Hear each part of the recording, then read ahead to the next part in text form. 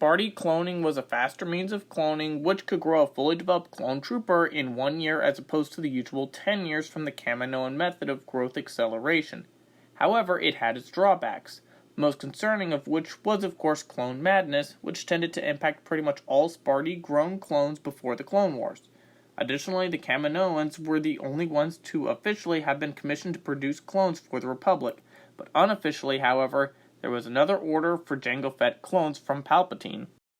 This brings me to the Arcanian Microtechnology Company, which had been ordered by Palpatine to grow another clone army of Jango Fett troopers through Sparty cloning to rapidly increase the numbers of the Grand Army of the Republic from the Coruscant moon of Sentax II.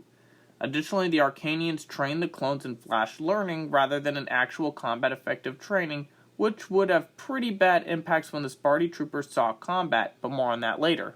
During the war, Sentax II had been used by the Galactic Republic for military staging and fleet maintenance. However, it would become the site of the second cloning facilities.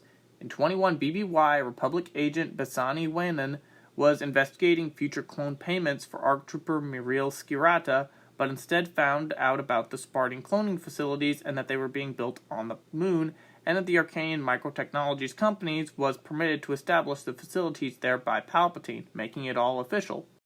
Anyway, the attack on Carttow occurred during the early stages of the Clone Wars over the use of another cloning facility of Sparty creations, and both sides sought control over the cloning chambers. During the battle, Jedi General Tease used his ship, the Whipsaw, to disable the Separatist droid control ship orbiting over to the planet, and thus gave Republic ground forces advanced time before the Separatist droid army could be activated. However, Palpatine's personal aide, Kinman Doriana, managed to ram remotely controlled Republic assault transports into the Sparty facilities, destroying the majorities of it, and pinning the civilian losses of life on the Jedi Order. The planet of Carttow was left ravaged by the battle despite a Republic victory, and several thousand of the cloning cylinders would survive because they were stored in a warehouse away from the main complex. Therefore, Palpatine had Doriana take the surviving cylinders to Wayland and Biss for future experiments. But to everyone else, the cloning cylinders were thought to have been destroyed during the battle. Therefore, the Galactic Republic used Arcanian Microtechnologies' Sparty cloning to complement the Kaminoan clone army, which would have many drawbacks as the Sparty clones created from the Arcanians were far from equal to those of the Kaminoans, and they were kept secret from the galaxy as well as even the GAR command structure. You see, the second clone army was different from the Kaminoan-bred Fett clones in two primary ways. One being they were grown to maturity in roughly 1 year as opposed to 10 years, and they were created on Sentax II instead of Kamino by the Arcanians. And here, their learning and abilities were far from equal, as well flash learning kinda sucks. Omega Squad noticed the difference in how the Sparty clones were, which added to their suspicions about Chancellor Palpatine's intentions with the war and the clones as a whole. The clone troopers of the 14th Infantry Brigade were among the first generation of the Sparty-grown Fett clones, and they were the vanguard of what was to come in Palpatine's new orders, while others were assimilated into the 501st Legion and the Coruscant Guard shock troopers.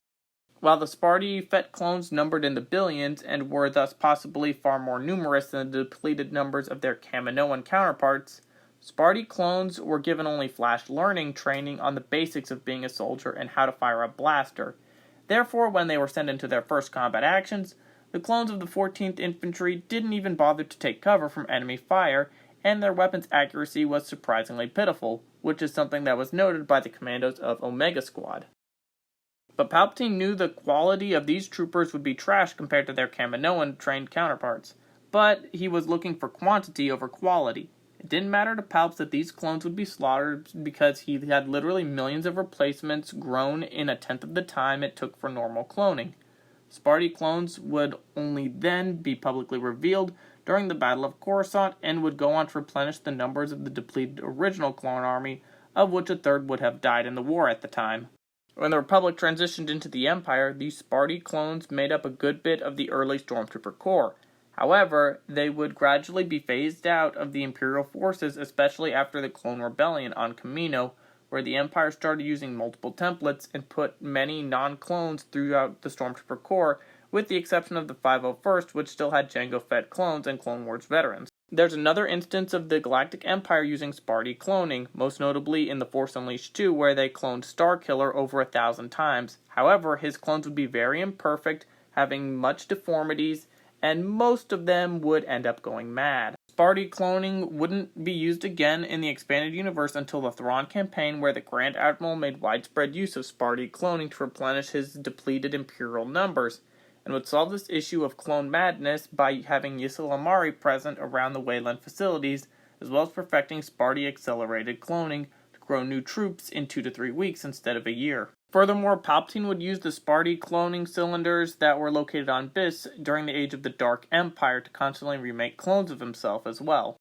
And that is the second clone army, which was grown from Sparty chambers during the Clone Wars. Did you know about them before this video? Is there anything that I left out or should have talked more about? Write in the comments, and thank you for watching.